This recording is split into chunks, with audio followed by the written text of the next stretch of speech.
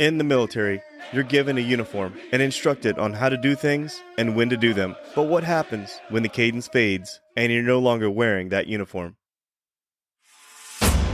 I'm KP, and I started this podcast to fill that silence with direction.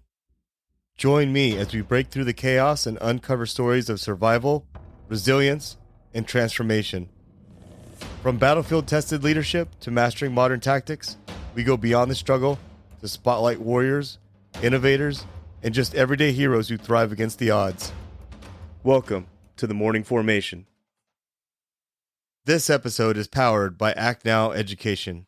Go to www.actnoweducation.org for free military resources and join the best military community out there.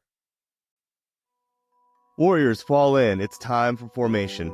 Today I have a very special guest who I found in the realms of TikTok as I was scrolling.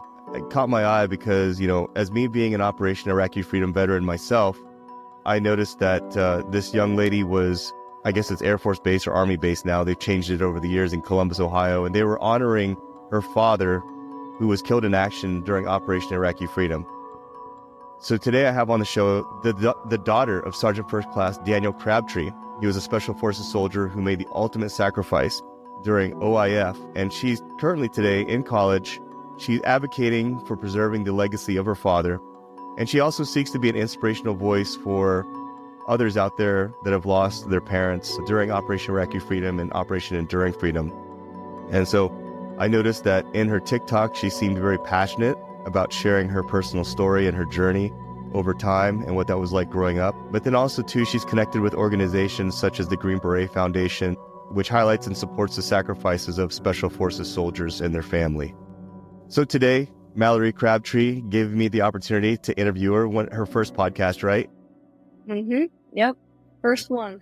Mallory, I just want to tell you that it's an honor for me to be a part of your public speaking journey, but then also to be a part of memorializing your father, because as an OIF veteran myself, it's very important for folks not to forget about those two wars. They were extremely important. But I want to give you the floor and ask you the question about your father. And can you tell me a little bit about your father, Daniel Crabtree, and what he was like as a father, and what was his story going into the Army?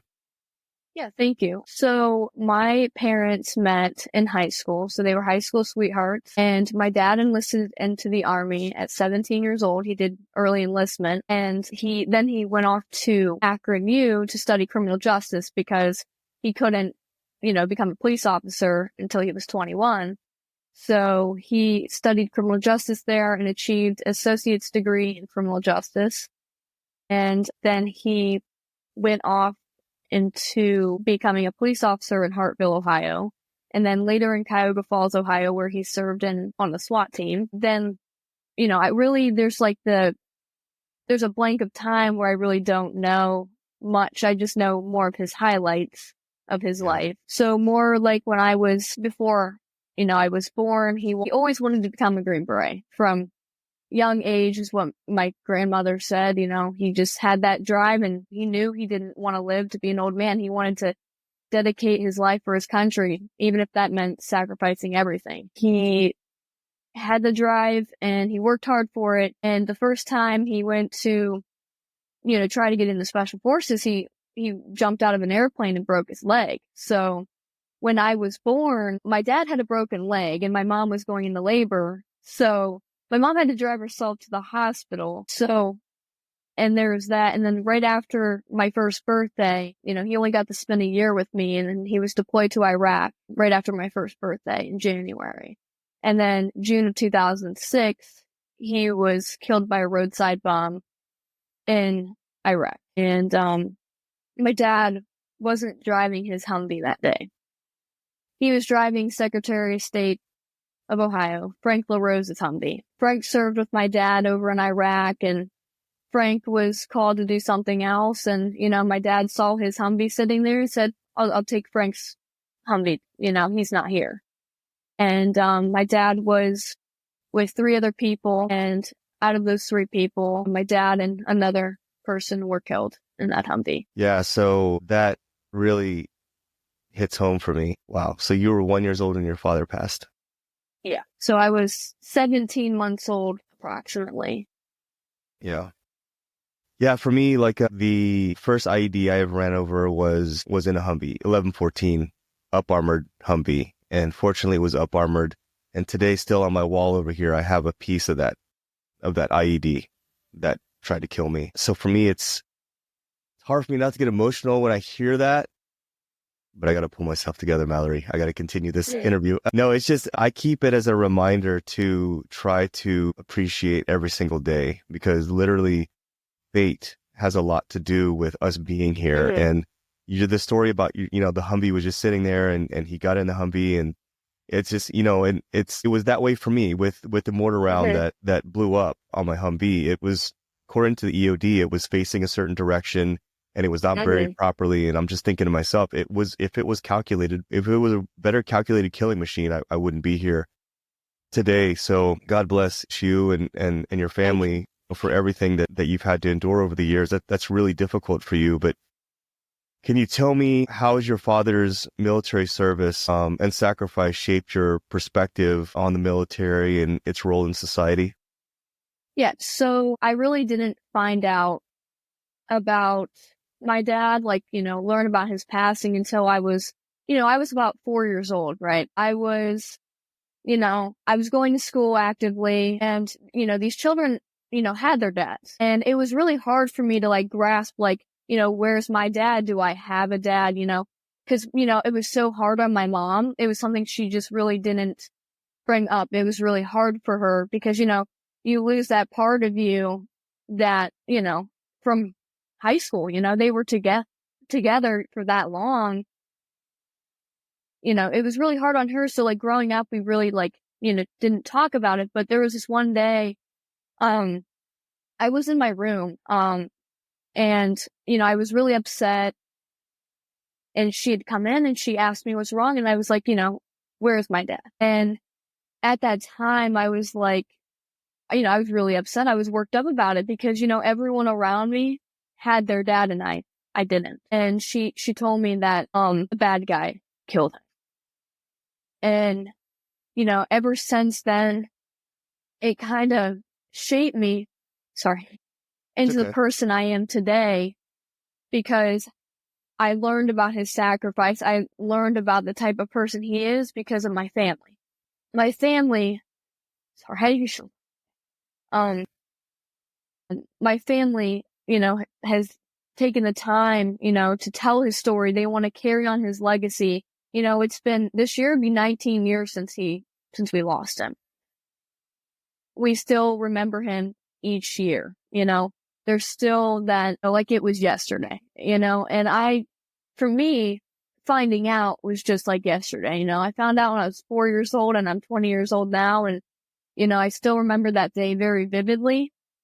And it is something like I would never forget. And, you know, growing up, I was like, what can I do to follow in his footsteps? I thought about this for years, and, you know, I never knew the right answer. I would think of something, I'm like, no, that's not it. You know, there's something else out there for me. And my mom's sister and her husband are doctors. And I was like, I found love for the medical field. And I was like, I can help people and I can give my sense of service in helping those in need, you know, even if it's just, you know, a helping hand or someone to talk to or the care of a medical professional. You know, I can do it, you know?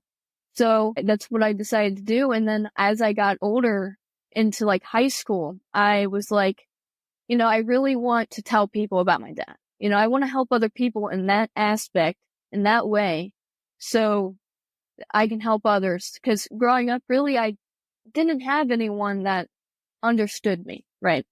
I went to school with children that had their parents, both parents, or, you know, they were divorced or whatever the case may be, but, you know, there was no way of getting my dad back. Right. So I kind of just grew in that sense. Like, you know, me growing up was full of grief, but, you know, I was like, my dad would not want me to sit here any longer in grief. So I decided one day, I woke up and I was like, I want to get into public speaking. I want to talk to people. And I got a phone call and they were saying, hey, this building is being dedicated in your father's honor. You know, do you have a speaker? And I was like, that like wants to speak in your family? And I was like, you know what? I'll do it. And they're like, are you sure? And I'm like, yeah, I got it. And I got up there and I told the world about my dad. And then I was like, that never left my mind ever since I did that. So I did that in 2022 in October. And, I was going through school, because I was a senior at the time. And I was like, I'm in college. Things aren't going the right way. I'm working really hard. And, I was not doing too well with nursing because it's not no joke. It's difficult. Yeah, it is. And I was like, things are getting hard. I'm going to do what I love. So I called someone I knew and I said, is there any way that I could speak at any events that you have? And he said, let me get back to you. About a day or two later, he asked me, he goes, do you want to speak at Wreaths Across America? And I said, of course, because Wreaths Across America, remembers the fallen around the Christmas time. So I was like, yeah, I will do that. And I inspired many children sitting in that audience. And it just really made me feel good about myself, that I was doing something and it wasn't just nursing, I see myself as my father, I see me doing multiple different jobs within my lifespan, I don't see me just settling for just nursing. I feel like I want to help people in different ways. Right. And wow, what an amazing man. So chose a career in law enforcement, chose a career at the elite level of being in the military, special forces. I mean, the man was looking for a very meaningful life. And, growing up, do you feel like, first of all, I want to mention this too, nursing is no joke. When I was becoming an officer, we used to emphasize trying to find Army nurses. And this was during a time of war. So finding someone willing to sign up for the military during a time of war, finding someone that could do the physical fitness stuff, and then finding someone with the smarts to make it through all those super tough courses that they have to do. I mean, it was really hard for us during those times. But I wanted to ask you, so growing up, I mean, did you have a difficult time explaining to your friends what Operation Iraqi Freedom was and what Operation Enduring Freedom was? Yeah. So growing up, it's something you don't hear every day. Like I said, growing up, I didn't know anyone around me that had the same experience that I did. Like no one lost their parent in active duty. I was a part of grief groups growing up through school, but it's not the same. No one understood what I went through every day, especially because I was a baby. They were older, they had memories, and honestly, it was a lot difficult for them. But like for me, I don't remember him. And I say all the time, like, would I rather have those memories or would I rather be, strong and talk about him today? Because honestly, if I had those memories, I don't think I would be able to do it. And, but when I tell my friends that, they're just like, really? Like, they're just shocked because you just don't hear it. And they're like, I'm sorry. And it's just kind of like, that's it. And you're like, sorry for your loss. They don't understand. And it's like hard to tell someone that and them understand it because they don't know what I go through every day. All they see is, the things that I do, the things that, I've been blessed with, like the things that I have received because, my dad blessed me with it because he sacrificed everything for me.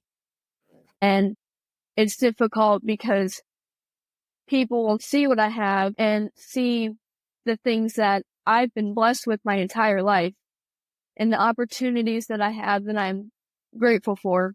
And then they push it back on me like it's my fault.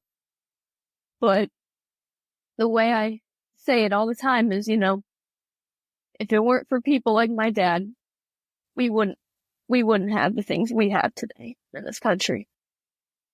And that is the way I go through it. I don't care what people think of me. If deep down, if they cared, they wouldn't treat me like that. Yeah. I'm sorry for that. It's difficult. I mean, you are part of the military community. Mm-hmm. Such a tremendous loss. And, I didn't wake up this morning think that I would be crying either. You talking about your father, and his situation getting killed in action really hit home for me because I didn't think this episode would be this heavy. I wasn't thinking about it. It brings back so much. And I don't know what's going on with me right now, like emotionally. Wow, kid, like your dad is very proud of you and who you are Thank you. today. I can Thank tell you you. that I right really now. A appreciate lot of parents out there would love to have a daughter like yourself, being as resilient and as strong as you are. And even if you don't have those memories, I mean, it. having to cope and explain to folks, it's one thing if your parents are divorced and, they live somewhere It else, is. and you can still call them Yeah. but then having to explain that they passed away and then they passed away during this event that most people, I think it's less than 5% of the U.S. population was actually involved in Operation Iraqi Freedom or Operation Enduring Freedoms. Yeah. The room that you stand in makes it even more difficult to identify with anybody else in that room. Yeah. For them to understand, the significance of his sacrifice. But what would you say, overall, what were some of the most challenging aspects of losing your father at such a young age, besides, talking to your friends and having to explain to folks? Did you find that adults didn't also understand? I ran into, adults who, honestly, it's sad, but they don't care. I've ran into that. I've ran into people that do care, and I've ran into people that are like, I want to do anything I can to help you. And it's really a mix of all of three of those things. But, either way, I'm telling my dad's story, and that's why I grew up, and that's what I do. And I always tell folks that for military folks that go to war, go to combat, sometimes it's not necessarily what you deal with over there. It's coming back here is what's difficult. When you sit at a table and you're getting these questions or folks just don't care, or they ask a question and as soon as you start to answer, they move on to the next topic, because when I went in, I felt like I'm going in for a bigger cause. I totally knew what I was doing. I decided to go from enlisted to officer, and I knew that I was going to deploy. I just didn't know when. And when it came my time, which was really early, I was 24 years old when I deployed right out of college, brand new butter bar. I did not anticipate or expect. And then when I found out that I'd be running convoys and right after Fallujah, one of the most dangerous times between when I was there and your father was there, I just became a zombie. It's like a sleepwalk for me. So, things happen for a reason. And I was scrolling on TikTok and I found your profile for a reason. Just listening to your story and listening to your resiliency is really refreshing for me, Mallory. Thank you. But I want to ask about some of the outside folks that helped out, with your overall coping and memorializing your father over the years. You're in organizations like the Green Beret Foundation. What role do they play in supporting you after your father's passing? So the Green Beret Foundation recognizes my dad every single year on June 8th, 2000, whatever year it is. They always have, and I value them a lot. That they remember him. And even though it's almost been, 19 years, they still remember him. He's never forgotten.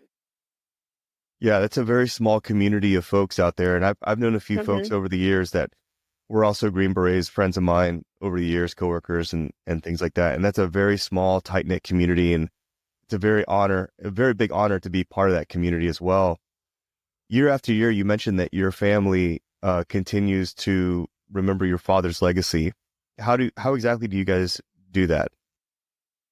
Well, every June 8th, we get together at my mom's house. Sadly, my dad's mom and dad's sister live in Georgia. So sometimes they're up here, sometimes they're not. But we just celebrate, his life, and we're all together and we just tell stories and, we do that and we get food and, because that's what he would want us to be doing.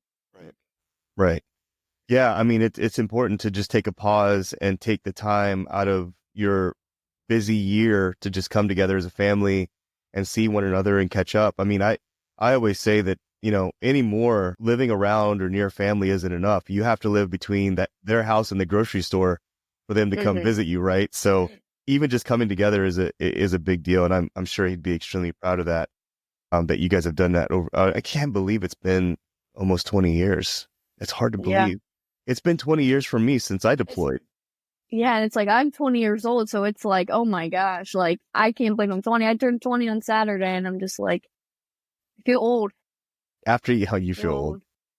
After you hit 21, it's like you blink and you become 30, and then you blink again and you're 40. So make the most of it for sure. So are there any specific projects or causes that you're involved in that are dedicated to supporting military families or raising awareness about their sacrifices? I am not currently in any, so I'm actually trying to contact people to get involved. I actually was doing that earlier this week. I want to be involved, and I know a few family members of mine also want to be involved as well. Just to be with other Gold Star families. We just want to be a part of everything with Gold Star families.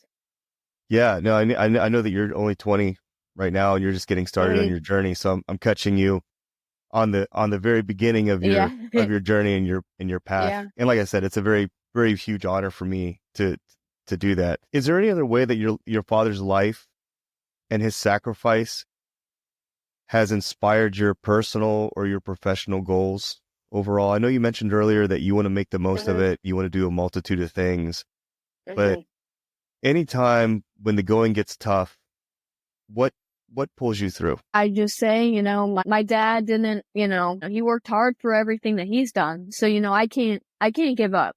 So, I've gone through school, I haven't done well, and I just get back up and I do it again. And, I keep going at it. If it takes me another detour, so what? It doesn't matter how long it takes me. I'll just, I'll be there one day. Yeah. It's all about, you know what? That's the thing about it too. I was never the smartest in my class. I was never able to just sit there and read the book and like pass the test, but I was always willing to, fall down, get back up, brush myself off and keep on going. And, all the naysayers when I was growing up, I mean, I had guidance counselors tell me that I was not college material. I had a lot of people that didn't believe in me.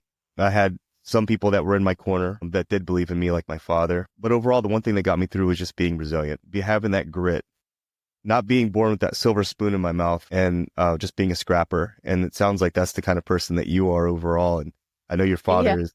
I know your father's up there looking down, extremely proud of everything that you've accomplished so far and the woman that you're looking to become.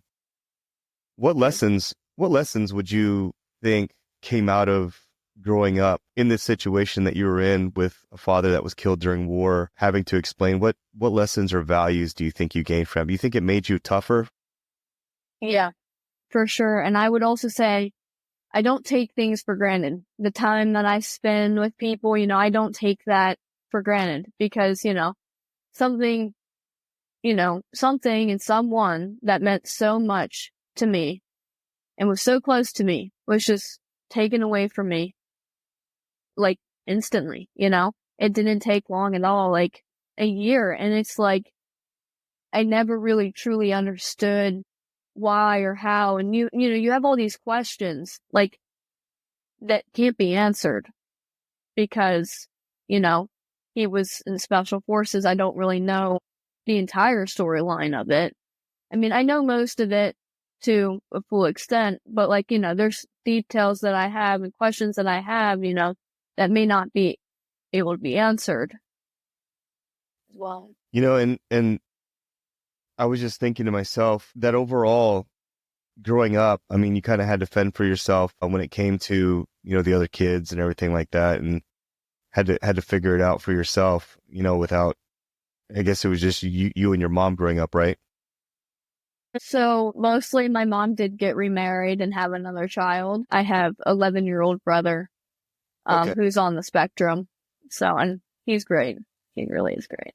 Well, that's great. So then you developed another family and you were able to like kind of, at least have somewhat of a growth with a sibling and things like that. That's awesome. Yeah. Well, I want to ask you about Gold Star families. What message would you like to share with other Gold Star families out there who have experienced such similar losses as yours? I would say, we're in this together, and, if you ever need someone, there's people out there to talk to. And, I say this all the time because when I went to Columbus, I met a Gold Star family, and I told them, I'm always here for you.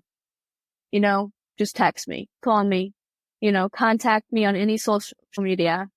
I'll answer. And, even if it's just someone you need to talk to, or you need to call, or you need anything, just please let me know. And, the children, I tell them, never give up on chasing your dreams. You got to make your parent proud because, they worked hard for what they wanted to do, and you have to do the same thing, and not to let grief overtake your entire life. I tell you what, that's an extremely important message for folks. Just drive on.